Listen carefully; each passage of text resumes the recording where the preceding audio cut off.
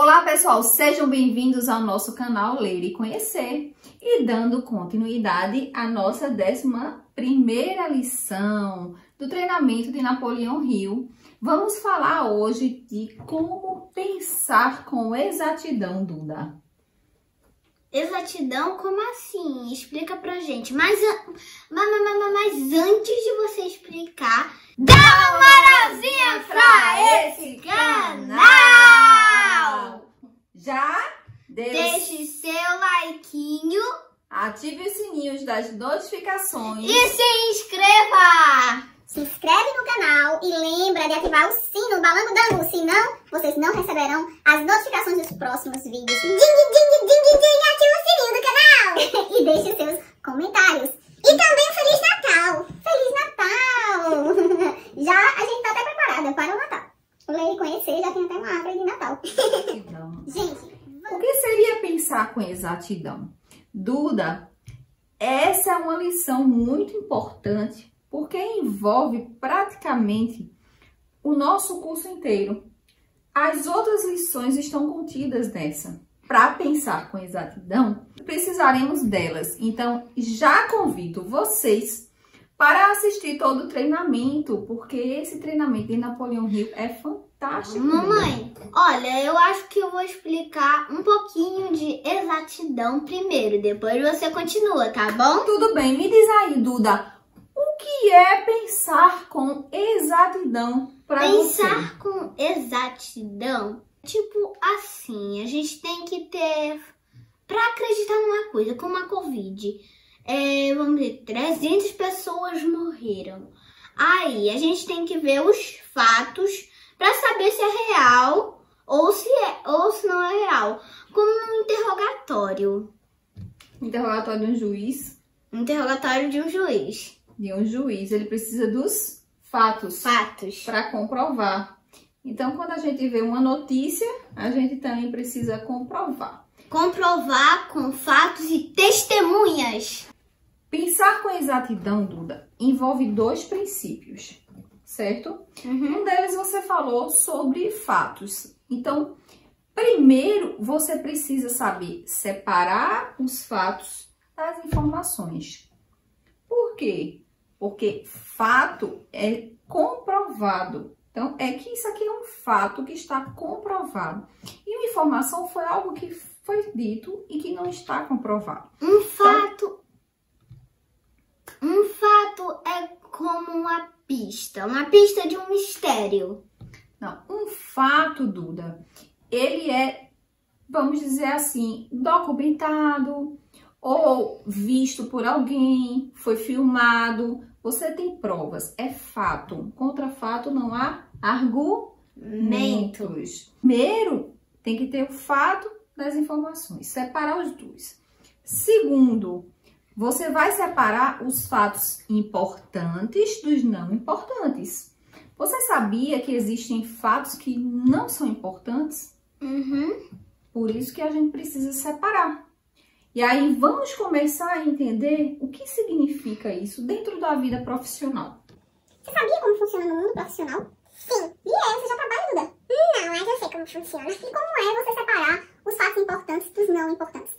É simples, a gente pega todos os fatos primeiro e depois a gente vê os fatos que não são importantes e os fatos que são importantes, a gente deixa. Os fatos que não são importantes, a gente...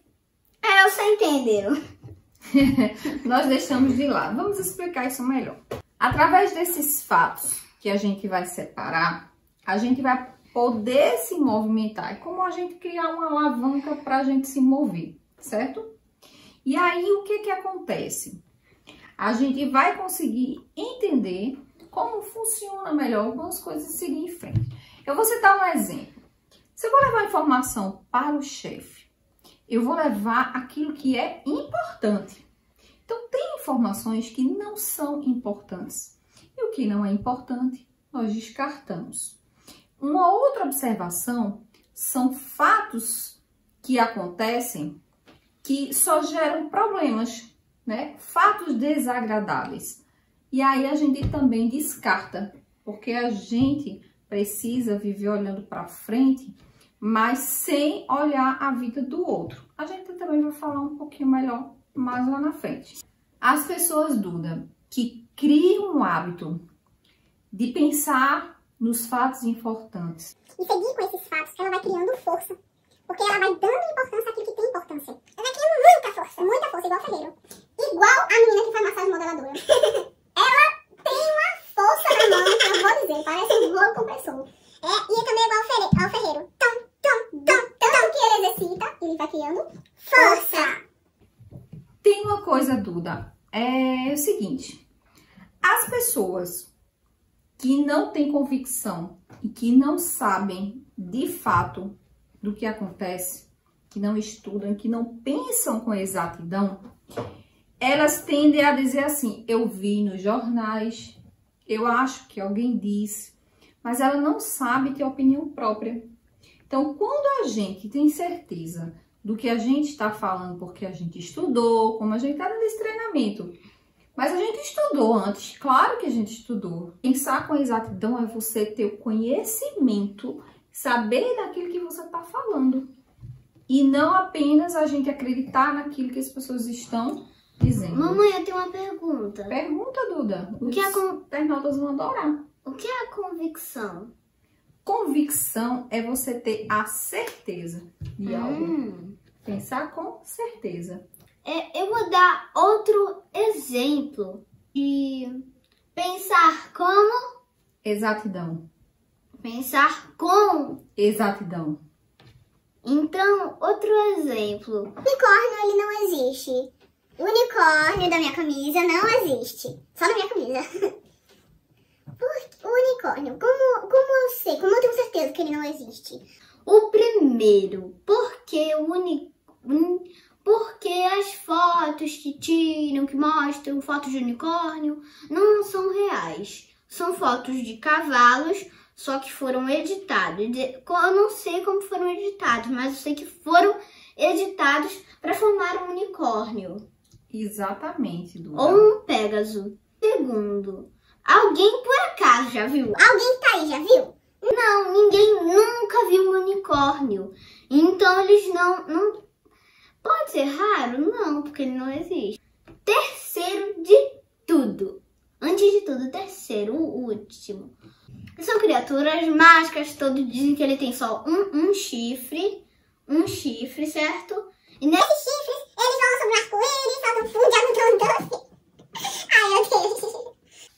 Vamos lá, Duda. Você falou no juiz. Falou no juiz? Eu falei. Porque lá no tribunal a gente precisa de evidências. Então, pensar com exatidão é você ter evidências. E tem uma outra coisa. Você precisa ter o caráter íntegro e sólido. Por quê? Não adianta você invejar o seu próximo. Não adianta você falar mal do seu próximo no trabalho. Nem na sua vida pessoal. Você não vai conseguir pensar com exatidão enquanto você está preocupado com isso. Então, o que acontece? Quando a pessoa assume uma liderança no trabalho, Duda, você vai passar por isso. Existe uma questão de pessoas que vão te admirar, pessoas que vão te caluniar. Então, vai existir um monte de gente caluniando, reclamando, falando mal. E aí, essas pessoas são as pessoas que não pensam com exatidão.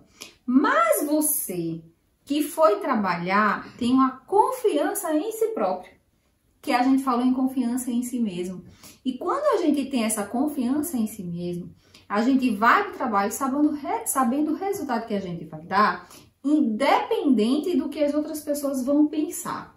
E aí, isso passa a não ter importância, a não ter relevância. As pessoas podem falar um monte de coisa, mas se você confiar em si mesmo, tudo é possível. Tudo é possível, exatamente, Eduarda. Aí eu quero dar um exemplo de Moisés e de Cristo. Eles pensaram com exatidão. Tudo que eles iriam fazer, eles pensavam com exatidão. Sabiam como agir, sabiam como fazer. Então, por isso que eles lideraram multidões. Agora, Eduarda, nós vamos falar sobre o pensamento criador. Como funciona esse pensamento criador? Vamos envolver aqui 3 palavras: a autossugestão, o subconsciente e a inteligência infinita. Como funciona? Vamos entender melhor. A força da inteligência infinita, ela vem da fé, certo? Para formar esse pensamento criador. Só que o que acontece? Primeiro, tudo começa onde? Na autossugestão. A autossugestão é aquilo que a gente pensa de si mesmo e aí a gente vai formar um subconsciente. E aí, quando a gente tem essa autossugestão, a gente leva para onde? Para o subconsciente. E aí, esse subconsciente, ele vai trabalhar, ele vai ser o intermediário entre o pensamento consciente, aquilo que a gente está realmente consciente, pensando, e ele vai se relacionar com o pensamento infinito. E aí, é nesse momento que a gente tem o objetivo principal definido. Porque a gente pensa no objetivo principal definido através lá da autossugestão que a gente levou para o subconsciente. O subconsciente, ele tem uma característica notável. Por quê? Porque ele grava as sugestões. Ele grava a autossugestão dentro da mente.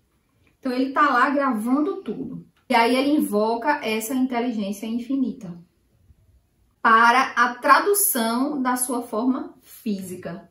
E aí sim a gente vai colocar isso para fora e colocar em prática. E isso pode ser empregado através do Mastermind. O que é o Mastermind? Nossa primeira lição: trabalhar em equipe, várias mentes pensando e trabalhando para um resultado.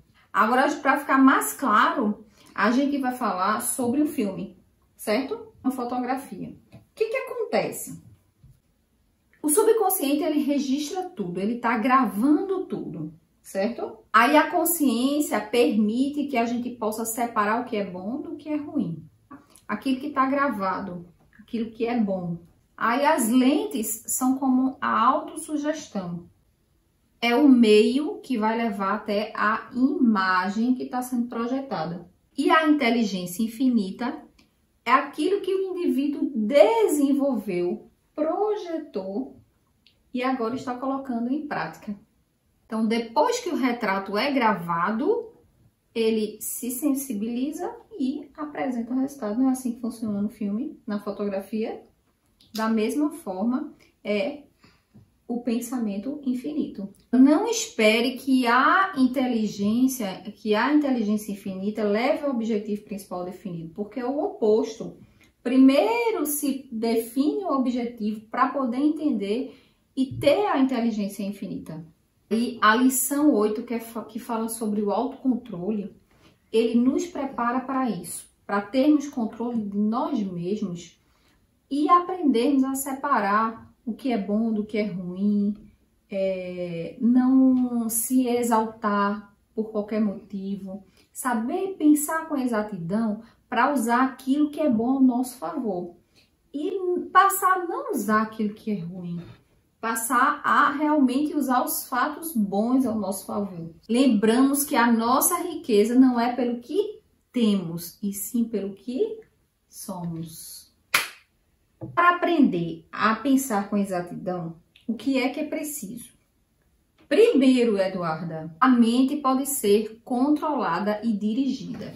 Segundo, a mente pode ser controlada para fins destrutivos, então controle sua mente para que não seja destrutivo. Terceiro, a mente ela tem controle de todas as células do nosso corpo, você sabia disso? Quarto, todas as realizações do homem são feitas pela imaginação, pelo pensamento. E a imaginação a gente já falou no vídeo. Quinto, as maiores realizações do ser humano vêm do cérebro, que a gente transforma em realidade. E sexto, é que a maioria dos pensamentos não são exatos. E aí a gente julga pela capa. Bem, gente, espero que vocês tenham gostado. Espero que vocês tenham entendido como a gente precisa pensar com exatidão. E aguardo vocês na 12ª lição. Até a próxima, pessoal!